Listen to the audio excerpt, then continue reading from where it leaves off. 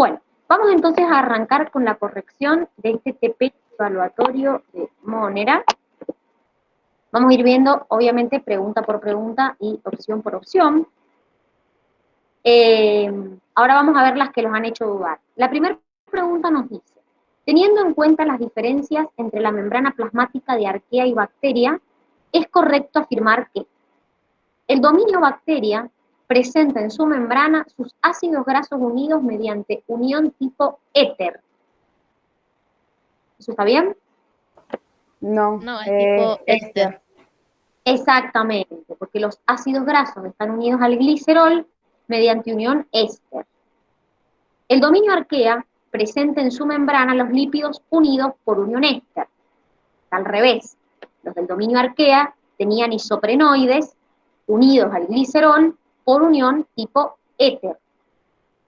La membrana del dominio arquea puede ser una mono o bicapa. Eso es verdad.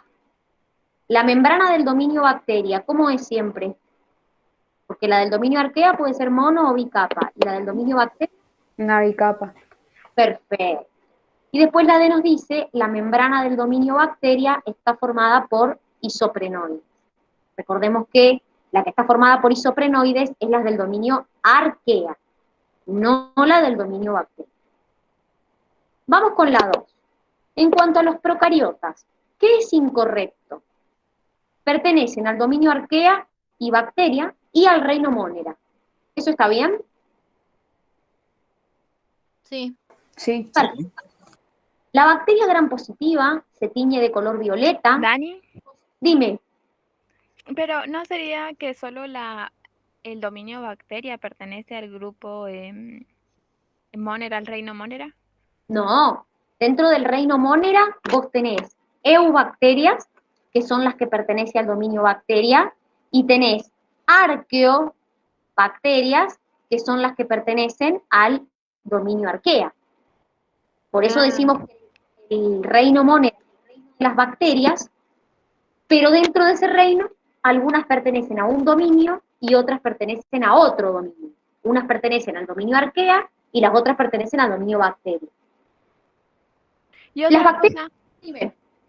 viste que cuando descubrieron las bacterias, después se diferenció en que unas tenían núcleo y las otras no, y cuando dijeron que algunas no tenían núcleo, a esas le pusieron Monera, Claro, ¿o no? porque no Nada eran que ver. bacterias.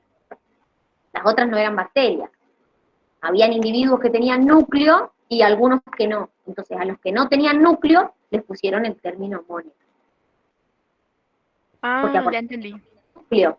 Acordate que las células procariotas no tienen núcleo, no tienen un núcleo definido por una membrana nuclear.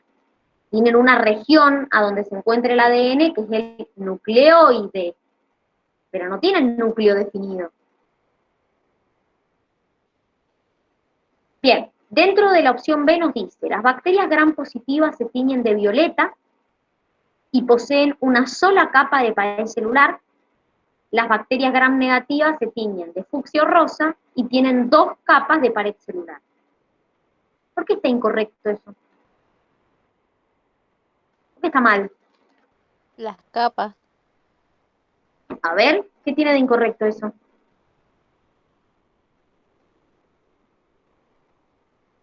A ver, ¿es verdad que las bacterias gram positivas se tiñen de violeta o no? Sí, sí es verdad. Sí. Se tiñen de violeta y tienen una gruesa pared de peptidoglucano. Ahora, las gram negativas, ¿se tiñen de rosa o fucsia? Sí. Sí. ¿Tienen 2 capas de pared? No, porque era que tenían una pared delgada, pero no 2. Tienen una pared delgada y ¿qué tienen por fuera? Como extra. Una membrana. ¿El Exactamente. periplasma? Nada que ver. Membrana, es decir, las bacterias que son gram negativas, en vez de tener una gruesa pared de peptidoglucano, tienen una fina pared de peptidoglucano y por fuera otra membrana más, una membrana externa que también es una bicapa. Entonces, ahí Nicole, que vos me mencionabas del periplasma, el periplasma es el espacio que queda entre la membrana citoplasmática y la membrana externa. Ese espacio del medio se llama periplasma Y en ese espacio del medio es donde está la pared, que es una pared delgada de peptidoglucano. Entonces, ¿por qué se tiñe de rosa? Porque cuando yo le pongo colorante violeta, que es lo primero que le pongo, todas se tiñen de violeta. Pero cuando yo les pongo el alcohol o la acetona, la única que se llega a desteñir es la que tiene la pared finita, que es la activa. Entonces se destiñe y cuando yo aplico el colorante rosado, se tiñe de rosada. Entonces eso es lo que hace que se tiñe de rosada, que como tiene la pared finita, cuando yo le aplico el alcohol, la destiño. Entonces cuando le aplico el rosado, se tiñe de rosada.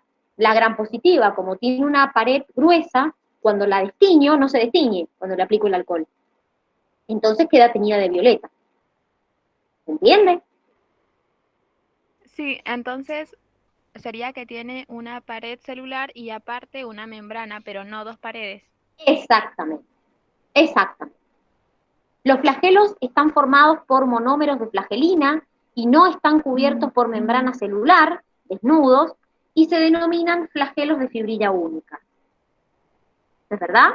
Dani, a mí eso me confundió porque como que no especifica en el cuadernillo, ¿viste? De que tienen fibrilla única. Sí, fibrilla Sí, única.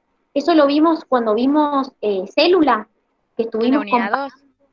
claro, que estuvimos Ah, comparando el flagelo procariota del flagelo eucariota. Ahí sí, me dijimos, acordaba algo de una.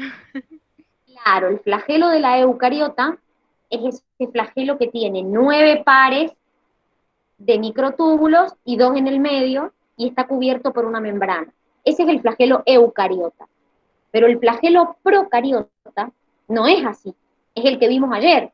Tiene un cuerpo basal, un gancho y el filamento, y ese filamento está formado por flagelina y no tiene una membrana que lo rodea. Entonces se le llama flagelo de fibrilla única y se le llama desnudo porque no tiene una membrana que lo esté rodeando. Por eso es correcta. Ah, bien. Algunas bacterias tienen capacidad de desarrollar una espora a su alrededor cuando las condiciones del medio son adversas para el crecimiento y desarrollo de la bacteria. ¿Cómo se llama ese proceso de formar una espora? La Esporulación. esporulación. Esporulación, exactamente. Cuando la espora la generan adentro, se llama endospora, y cuando la espora directamente la generan afuera, se llama exospora. Pero sigue siendo un proceso de esporulación. ¿Cuál de las siguientes no es una característica de los procariotas? Alta relación superficie-volumen, tamaño celular entre 17 y 300 nanómetros, respiración y fotosíntesis por enzimas en membrana citoplasmática, múltiples formas. ¿Saben quién tiene este tamaño entre 17 y 300 nanómetros? ¿Quién tiene ese tamaño? Un virus, no una bacteria. Por eso la que no corresponde a las bacterias es el tamaño. Acuérdense que las bacterias, por más que sean muy pequeñas, tienen una alta relación superficie-volumen. Todos los procesos para las que hacen fotosíntesis o la que hacen respiración celular lo hacen por enzimas, es decir, no tienen un cloroplasto o una mitocondria, y tienen múltiples formas. Tenemos bacilos, cocos, estreptococos, estafilococos, vibrios, espiroquetas, es decir, claramente tienen múltiples formas. Después vamos con la 4, nos dice, las bacterias flageladas se mueven por sucesión de, ¿cómo se llamaba el mecanismo por el que se movían? Carreras y Paradas. Ah, y paradas. carreras y paradas, es decir, la bacteria se movía, se paraba, se reorientaba y seguía una nueva dirección. Entonces, por eso la correcta era la B, carreras y paradas. Obviamente, las bacterias que tienen flagelos, es decir, las flageladas. Hay otras bacterias que se mueven, por ejemplo, porque tienen vesículas de gas y flotan. Entonces no tienen flagelos, se mueven igual, pero no por flagelos. Las bacterias tienen fuentes de variabilidad genética. ¿Qué proceso o procesos abarca? ¿Cuál de estos procesos contribuyen con la variabilidad? Todos. Todo. Bueno, a ver, ¿qué era la conjugación? Era que el material genético entre una bacteria y la otra se compartía por el contacto de ellas mismas, o algo así. Muy bien. ¿Y se acuerdan cómo se llamaba ese puentecito que tenían por donde se podían pasar material genético? El pilis. Muy bien, pilus, muy bien. Pilus en singular, pili en plural. ¿Qué era la transformación? Cuando captaban, ¿de dónde el ¿No era del material El ambiente? exterior, Los el genes exterior. externos. Muy bien, es decir, captaban genes del entorno. ¿Y la transducción? Por medio de un Por virus. medio del virus. Muy bien, había un bacteriófago que infectaba una bacteria, cuando ensamblaba las copias víricas, llevaba ADN de esa bacteria, y cuando colonizaba o infectaba una nueva bacteria, llevaba el ADN del anterior. Entonces ahí se producía lo que se llama la transducción. Bien, vamos con la 6. Marcar la asociación incorrecta entre la bacteria y su forma. Treponema pallidum. Es una espiroqueta. espiroqueta. No, nunca lo sé Muy bien. expresar. Recuerden, treponema pallidum, ¿qué me causa? La sífilis. Muy bien. Hay una cosa, chicos, que tienen que saber sobre treponema pallidum, que es como un dato importantísimo, que yo les diría que lo pongan gigante, grande en sus resúmenes, que es que treponema pallidum, cuando yo le hago la tinción de Gram, no se tiñe. Tienen un tamaño tan pequeño que cuando yo le hago tinción de Gram, no se tiñe. Entonces, por más que yo lo considere, fíjense que ustedes en el cuadro les dicen no se tiñe, o sea, si ustedes miran el cuadro, no sé si tienen a mano el cuadrito del cuadernillo, el de la última página, y miramos a treponema pallidum, ¿qué nos dice de treponema pallidum? Sí, que no se tiñen con la coloración de Gram. Eso es sumamente importante que lo tengan en cuenta, porque también es una excepción, es una bacteria excepción. Quiere decir que es una bacteria que si yo le hago la tinción, esa bacteria no se tiñe. Esa pregunta estuvo en un examen de ingreso. ¿Y qué se considera entonces? No, porque en este caso se considera Gram negativa por la estructura, pero la realidad es que si vos le haces una tinción de Gram no se va a teñir ni violeta ni rosado. Bien. Pero Como el no, micoplasma. claro, exactamente. No se tiñe. Pero si vos te fijas en el cuadrito acá, te dice que es Gram negativa, pero la realidad es que si vos le haces la tinción, no se va a teñir. Ni de violeta ni de rosado. Y eso es importante que lo sepan. Dani, y de los ejemplos que tenemos que saber, es el único que, o sea, como que no se tiñe y Y que tenemos que micoplasma, saber que. ayer. Claro, sí, pero esos dos nada No, más. eso. Bien. Escherichia coli bacilo. ¿Qué me causaba la Escherichia coli?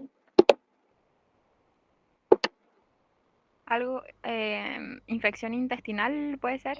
Primero, es una bacteria propia de nuestra flora intestinal. Es un habitante normal de nuestro intestino.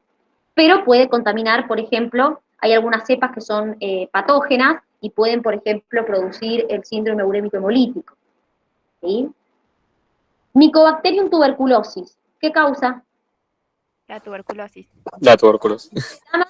También se le llama bacilo de Koch. Es un bacilo y se le llama bacilo de Koch.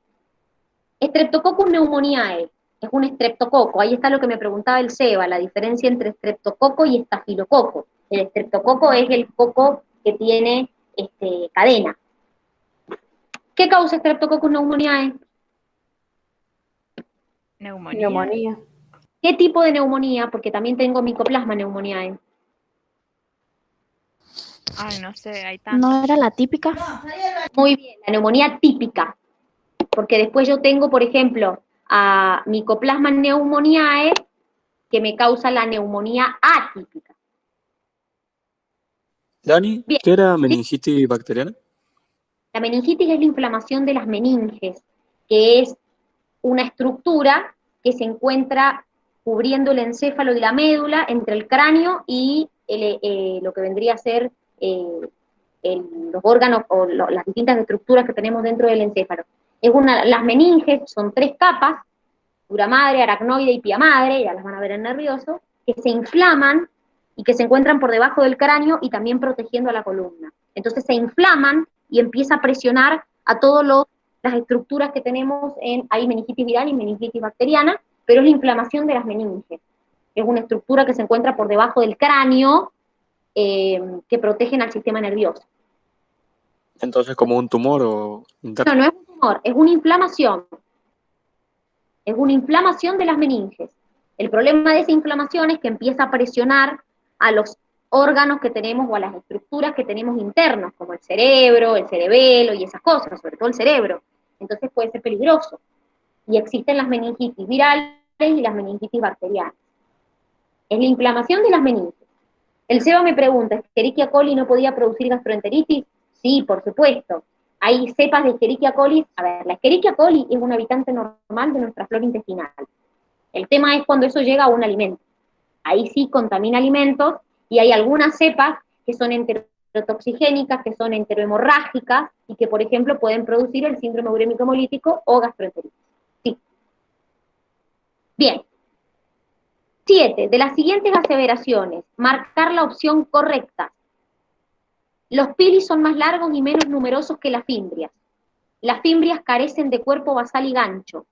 Las fimbrias no permiten el movimiento, sino adherencia. Todo es correcto.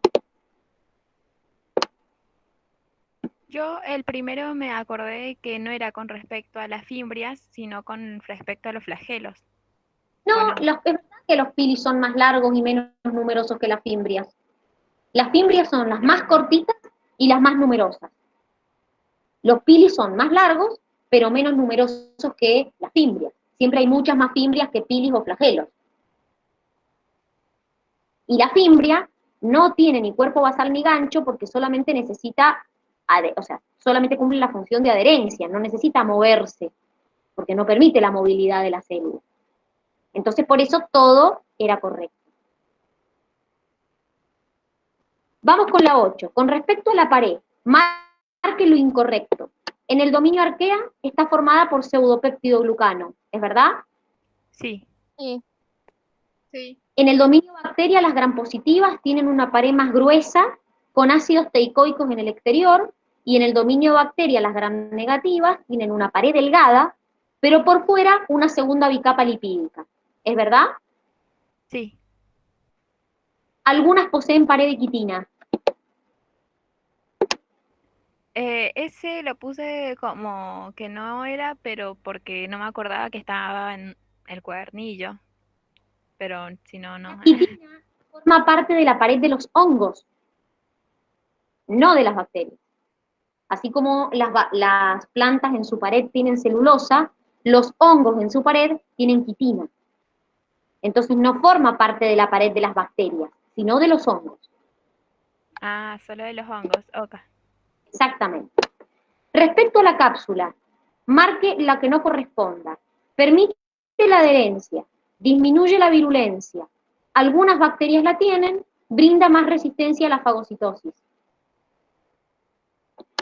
Es que aumenta Aumenta. la virulencia. Exactamente, porque recuerden que justamente algunas bacterias la tienen, sobre todo las que son patógenas, y lo que hacen es, están por fuera de la pared y es como una protección más que tiene la bacteria, entonces las hace más resistentes a la fagocitosis. ¿Cuál de las siguientes opciones es incorrecta respecto a las bacterias? Los estafilococos son racimos de bacterias. Salvo micoplasma, el resto de las bacterias carecen de colesterol en su pared. ¿Es verdad? Sí. Recuerden que micoplasma es excepción, porque no tiene pared y porque tiene colesterol en la membrana. Los micoplasmas tienen pared con peptidoglucano. ¿Qué tiene de incorrecto porque Que eso? no tiene los pared. micoplasmas no tienen pared. Muy bien. Pseudomonas tiene forma de bacilo. Es correcto. Respecto a la nutrición de las bacterias, podemos decir que si un organismo utiliza como fuente de energía la luz, no puede usar como fuente de carbono materia orgánica. ¿Qué opinan? Sí puede Está usar. mal. Obvio que puede usar, puede ser fotoorganótrofo o puede ser fotolitótrofo. Puede usar como fuente de energía la luz y como fuente de carbono una molécula orgánica y ser fotoorganótrofo, o una molécula inorgánica y ser fotolitótrofo. Los quimiótrofos utilizan luz como fuente de energía. Utilizan sustancias Eran, químicas como fuente de energía. Los que utilizan luz se llaman fotótrofos. Los organótrofos utilizan compuestos inorgánicos como fuente de carbono. Utilizan los compuestos orgánicos. Muy bien, ¿cómo se llaman los que utilizan compuestos inorgánicos? Los autótrofos o litótrofos. Se llaman litótrofos, muy bien. O sea que ninguna era correcta. ¿Cuál de las siguientes características o procesos son comunes a bacterias y a virus? Fisión binaria. ¿Quién hace fisión binaria? Las bacterias. Muy bien. Ribosomas. ¿Quién tiene? La bacteria. Muy bien. Recuerden que el virus no tiene ningún tipo de estructura. Material genético de ácidos nucleicos. Y es lo Esa que la comparten teníamos. los dos. Recuerden que la bacteria tiene ADN y además tiene ARN porque tiene ribosomas, y el virus tiene o ADN o ARN. Nunca puede tener los dos. ¿Y mitosis? No. Solo las bacterias. No hace ninguno de los dos mitosis. Ah, Mitosis hacen las células eucariotas. Las bacterias hacen solo fisión binaria. Por eso mitosis no corresponde ni a un virus ni a la bacteria. Vamos con la 13. Del dominio arquea, busque la asociación correcta. Crenarqueota. ¿Qué dice de los crenarqueotas? Acuérdense que dentro del dominio arquea tenemos crenarqueota, euriarqueota, y la Facultad de Medicina agrega el corarqueota. Entonces, los corarqueotas nunca se han cultivado. Los crenarqueotas son hipertermófilos, la mayoría, es decir, que viven en condiciones de altísima temperatura. Y las euriarqueotas son halófilas, es decir, que viven o toleran altas concentraciones de sal, y también hay metanogénicas, es decir, que producen metano. Entonces, generalmente la producción de metano es de las euriarqueotas. Son metanogénicas y también hay algunas que son halófilas. ¿Se entiende? generalmente, o sea que también pueden haber No. crenarqueotas que sean metro. La mayoría son del euriarqueota. Ah, pero entonces si hay crenarqueotas. Son la mayoría hipertermófilas. Bien. Esa era la duda que tenía. Bien, por eso aclaro la pregunta, por eso te dije, la vemos en el Meet, porque digo, sé que después la vamos a ver, por eso te la aclaro. Acuérdense que nunca una bacteria puede pertenecer a crenarqueota y euriarqueota, o es de uno o es del otro. Entonces, generalmente las euriarqueotas son las que producen metano, las metanogénicas. Y la última dice, las cianobacterias son organismos procariotas que habitan en agua dulce generalmente. Contienen clorofila A y descomponen el agua produciendo oxígeno. Sus productos son productores primarios, que pueden habitar en ambientes de extrema salinidad. Todo lo anterior es correcto. Muchos dudaron, me imagino, en la C. Sí, porque primero te dice que habitan generalmente en agua dulce y luego te ponen el No, tema de la vos salinidad. sabés que las cianobacterias, de hecho lo tienen hasta en el apunte, son de los pocos productores que pueden habitar en agua dulce, pero también hay algunas que pueden habitar en condiciones de altas temperaturas, o sea, de altas temperaturas, de variación de temperaturas y de extremos de salinidad. Entonces es una característica de las cianobacterias. Pueden vivir, por ejemplo, cerca de lugares volcánicos, o también en lugares donde hay alta salinidad. O sea que todo era correcto.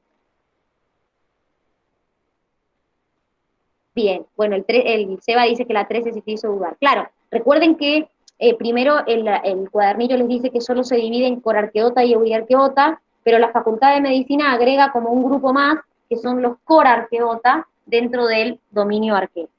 ¿Sí? ¿Ha quedado alguna duda que me quieran preguntar del TP o de lo que hemos visto de Reino Monera? ¿Algo que no se haya entendido?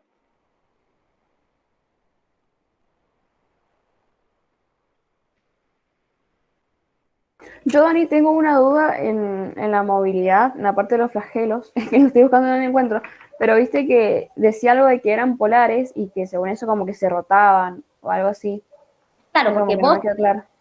claro, cuando vos tenés un flagelo polar, que es de los flagelos que están en un extremo, pueden estar en uno o en dos, pero imaginémonos que están en un extremo, el flagelo se puede mover en una sola dirección, o en un solo sentido, mejor dicho, o en los dos. Entonces, por ejemplo, si tu bacteria tiene la capacidad de que el flagelo se mueve en un sentido y en el contrario, cuando el flagelo se mueve en un sentido, va a hacer que la bacteria se desplace para allá. Cuando el flagelo se mueve en sentido contrario, va a hacer que la bacteria se desplace para el otro lado. O sea, como que hace para adelante y para atrás. Ahora, si en la bacteria el flagelo solo rota o solo se mueve en un solo sentido, la bacteria va a poder moverse en una sola dirección. Entonces, el desplazamiento de la bacteria va a depender de en qué sentido gire el flagelo. Si puede girar en un solo sentido o si puede girar en los dos. Ah, bien, listo, buenísimo. ¿Alguna duda más que me quieran preguntar? Sí, Dani, sobre el recuadro que dice trabajo en conjunto, la sintrofia, A ver, para que no me acuerdo en qué página estaba. en la 32 del cuadernillo. En la 32 del cuadernillo. Ah, sí, sí, acá está. Sí. Decime. Es que no lo entiendo, o sea, ¿a qué se refiere todo el texto? Ah, bien. En realidad lo que te habla esto de la sintrofia está relacionado con la fermentación, ¿sí? Ayer vimos un poco el proceso de la fermentación y la realidad es que cuando vos haces un proceso fermentativo, vos acumulás, dependiendo de la fermentación que hagas, podés acumular alcohol, podés acumular, no sé, ácido láctico, dependiendo de la fermentación que hagas. Entonces, cuando estos compuestos, estos productos, se empiezan a acumular en el ambiente, lo que se hace es, se inhibe el proceso de la fermentación.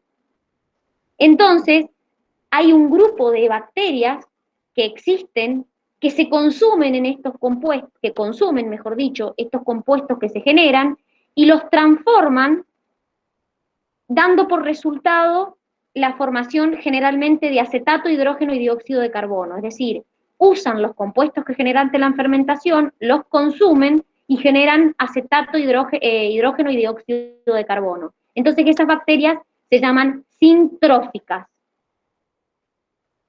Lo que hacen es consumir los productos que vos generaste en la fermentación y generar acetato, hidrógeno y dióxido de carbono. A eso se le llama bacterias sintróficas. Por eso se les llama sintrofomonas, porque hacen este proceso de sintrofia. ¿Se entiende? Ah, sí. ¿Y a qué dominio entrarían? ¿En qué dominio entrarían? Mira, la realidad es que si hacen un proceso